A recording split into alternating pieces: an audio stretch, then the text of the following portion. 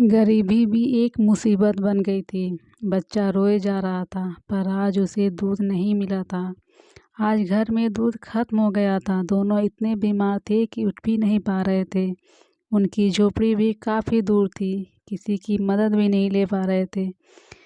गरीब आदमी रोज़ कमाता है और खाता है। आज बच्चा चुप नहीं हो रहा था। भूख से बच्चा लगातार रोए जा रहा था। बहुत हिम्मत करके बच्चे का पिता कुछ काम करने के लिए खड़ा हुआ, पर आज तबीयत खराब होने की वजह से वह कोई काम नहीं कर पाएगा। वो जानता है कि ऐसे काम नहीं चलेगा। अगर काम नहीं है तो खाना भी नहीं है। ऐसा सोचकर वह काम करने के लिए चल पड़ा। बहुत कोशिश करने पर भी उसे आज काम नहीं मिला और वह बहुत परेशान हो गया कि जब ज़रूरत नहीं होती है तो काम मिल ही जाता है, लेकिन आज बहुत ज़रूरत है पर कोई काम नहीं। ऐसा कब तक चलेगा? पता नहीं, भगवान भी हमें भूल गया है। तभी उसकी नज़र एक आदमी पर गई। उसके पास बहुत सारा सामान था और वह किसी की तलाश कर रहा था कि कोई उसकी मदद करे। उससे भारी सामान उठाया नहीं जा रहा था।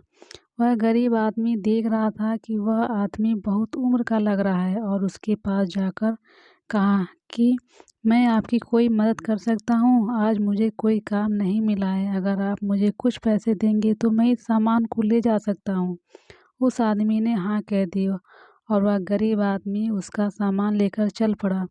उस सामान में कुछ मूर्तियाँ थीं जो कि एक मंदिर के पास ले जानी थी। वह गरीब आदमी बुखार में उन मूर्तियों को पकड़ के ले जा रहा था। उस आदमी ने पूछा कि मुझे लगता है कि तुम्हारी तबीयत ठीक नहीं है और तुम काम करने के लिए आ गए हो।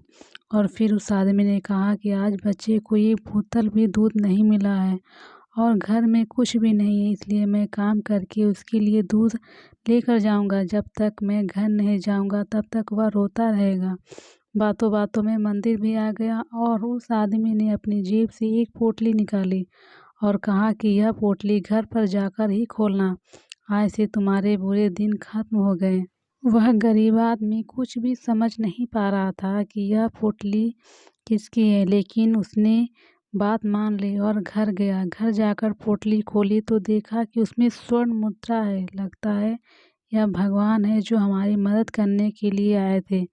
उस दिन से उसके बुरे दिन खत्म हो गए।